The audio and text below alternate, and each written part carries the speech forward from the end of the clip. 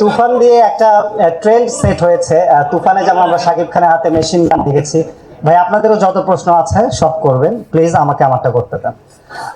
তো ওই ট্রেন্ডটা দেখা যাচ্ছে পরবর্তীতে আমরা বরবাদে দেখেছি, সম্প্রতি রাক্ষসের টিজারে দেখেছি। তো আপনাদের এই যে প্রোডাকশন হাউসের মাধ্যমে একটা ট্রেন্ড সেট হচ্ছে, সেটা অন্যরা ফলো করছে, এই ব্যাপারটা কিভাবে দেখেন? সব মিলিয়ে যদি একটু ধীরে ধীরে অ্যান্সার গুলো দেন। থ্যাংক এটা ইউ। কি এটা আপনি বলবেন আগে? না, খুবই অদ্ভুত একটা প্রশ্ন এসেছে।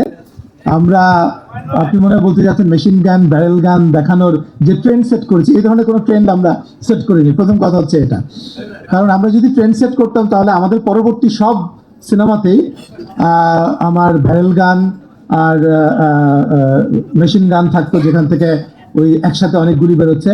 আর আমি একটু ভালো ভালো ডিরেক্টর যাদেরকে নিয়ে কাজ করার চেষ্টা করি, আমার ডিরেক্টররাও কোনো কথা শোনে না।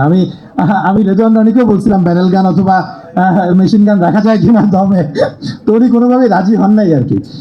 তো আর নিশোকেও আমি দেখলাম, যেমন তাণ্ডবে তাণ্ডবে নিশোকে দেখলাম, নিশো আসলো একটা গ্যাংস্টার অবতারে, সেখানেও ব্যারেল গান এবং মেশিন গান ইউজ করতে দেখলাম না, কিন্তু ও বললো যে জায়গায় জায়গায় ছাদা করে দিব। হ্যাঁ, তো এবার আমি দেখলাম যে ও জায়গায় জায়গায় বিভিন্ন জায়গায় ছাদা বন্ধও করতেছে, বিভিন্ন ব্যারেল গানের ছাদা বন্ধও দেখছি আমি।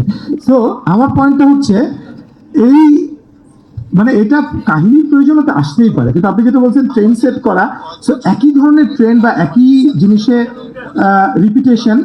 আর আমি কখনোই কোনো ফর্মুলা ফিল্ম আসলে বানাইতে চাই না।